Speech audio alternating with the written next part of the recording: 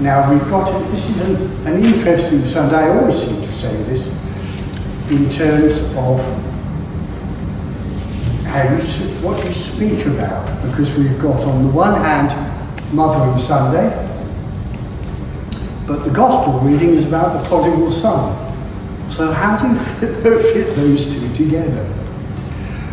Well, perhaps we'd better describe this not so much as a sermon, as a kind of guided theological ramble.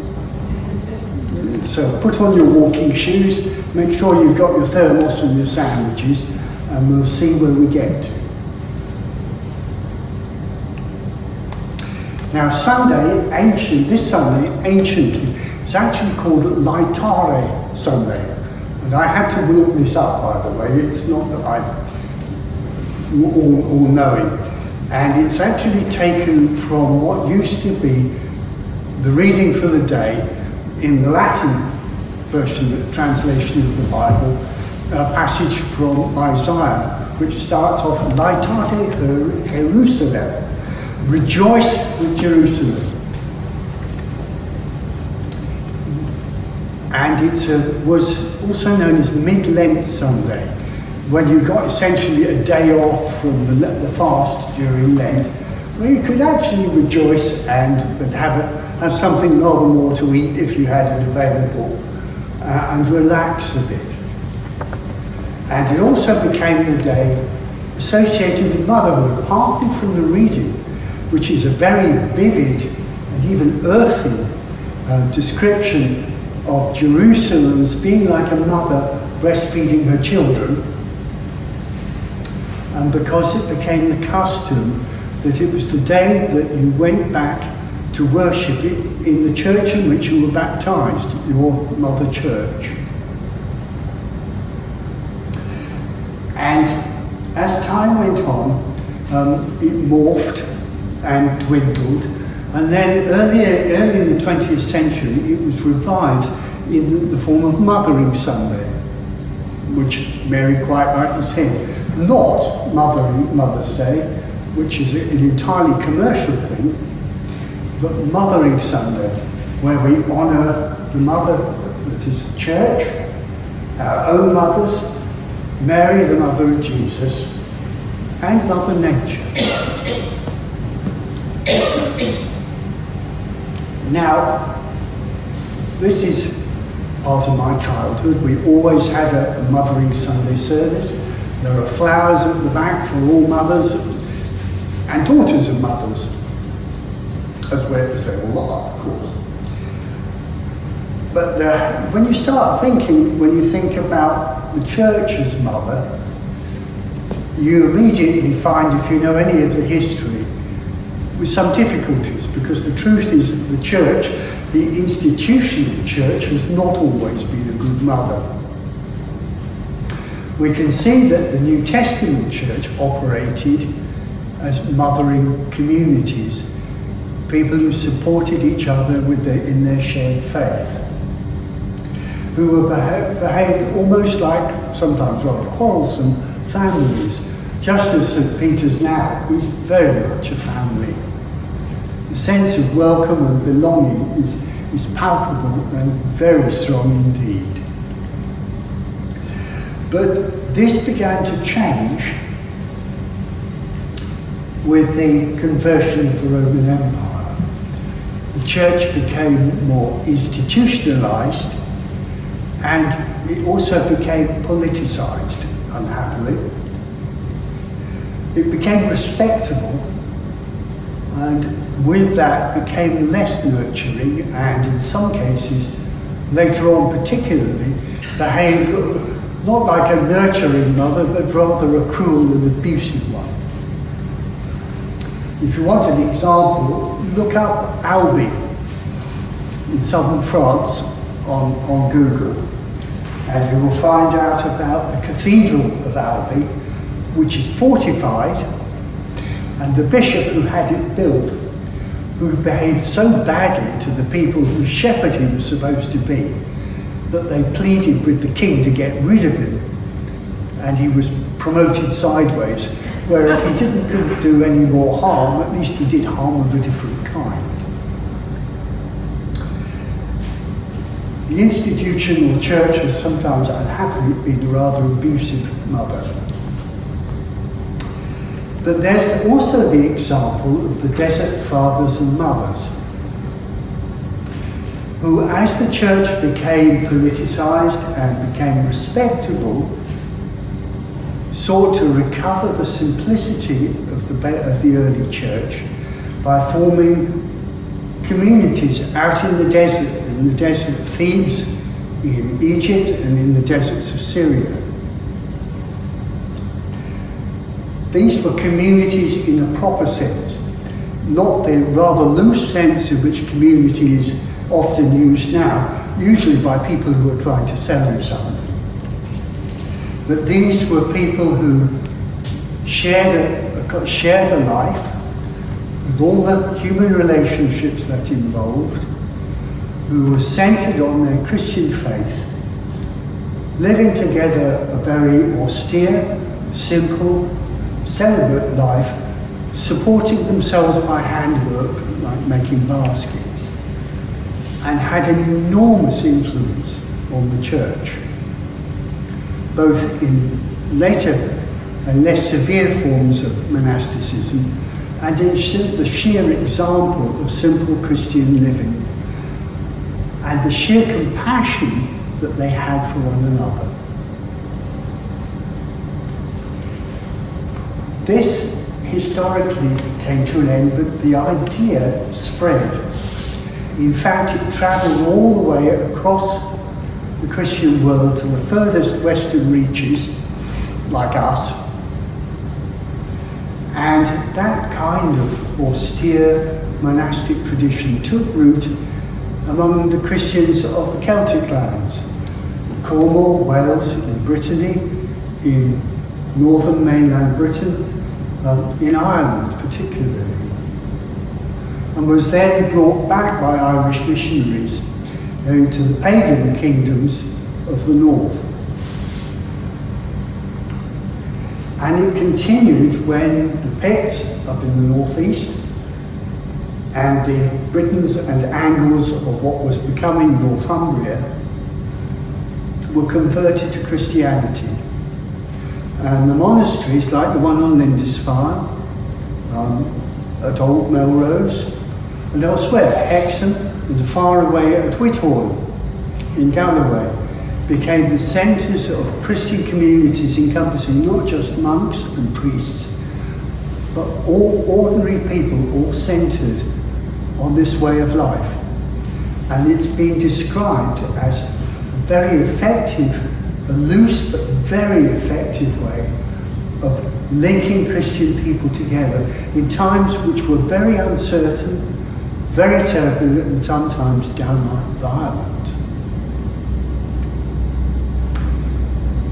And we, here on Tweedside, in what was once Northumbria, are actually, is our church family here. We are continuing exactly that living tradition of a supportive, worshipping and faithful community, sharing a life and looking after each other, and above all, sharing a faith. In that very ancient Christian tradition of mothering. Now, the sermon proper, I suppose, starts when you get to the prodigal son. There is a connection you can make, surprisingly enough. It doesn't look like it at first, but there is. The context here is that Jesus, as we heard in our gospel reading, was being criticised by the Pharisees, the under-good, for associating with the wrong kind of people. The people they called the ungodly. And you can just hear them saying, "This is God's house, we don't want that kind of people in here." Well, maybe not. But Jesus' response was to go on and to produce actually 3 parables, teaching stories, which say that sinners who turn back to God are exactly the people that he wants. and those who he really wants to be members of his family. Now, the story of the prodigal is the longest of these, and it is actually, as you can see, aimed very squarely at the pretensions and the attitudes of the Pharisees and of their behaviour. And it centres, of course, on just the kind of character the Pharisees will despise. For a start, he says to his father, effectively, "You're dead to me. Give me the money." Yeah. He deserts the community of his family and makes off for the bright lights. He takes away his share of the family property, leaving everybody else to have to work harder to subsist on what is left. He's ducked his responsibilities, which are not only to his immediate family but to the wider extended family of servants and slaves, all of whom depend on the land and what it can produce, and on the leadership provided, supposed to be provided, by the father and by the sons. Instead, he spends the lot on slow chariots and fast women, and he ends up utterly and totally desolatingly unclean from the Pharisees' viewpoint, because he has to go and feed pigs. And you can imagine at this point the Pharisees say, "Serve him right." But Jesus says, no. What Jesus says is, the kingdom of heaven is not like that. In fact, what he says is that no matter how down and out we might be, there is always a way back. You can come to your senses like the prodigal. You can say, "What have I done? I'm starving here. Everything I went chasing after has let me down. I wanted to serve in hell, to reign in hell. No, better to serve in heaven." Go back to the Father and say that you've done wrong, and ask him to treat you no longer as a member of the family, but as a servant. And the response is what Jesus says in one of the parables missed out today. There is more joy in heaven over one sinner who repents than the 99 who didn't need to. There is a response of overwhelming love. He's restored to the family, and he's given the place of honour. Lost and found, dead, and now he's alive. And so the party begins. But of course there is a sour note. There's the elder brother, who may perhaps represent the Pharisees, probably does. Because in the story, he is the one who is all self-righteous. "Look, I've been serving you all my life, and what do I get? This brother of mine, this son of yours rather, not my brother," he's not even saying my brother, "this son of yours has squandered everything, and you've taken him back."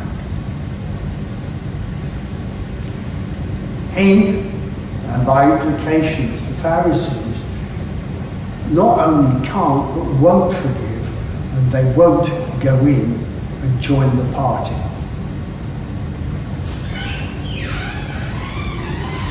Now, like any good teaching story, this parable has its applications in both the past and in the present.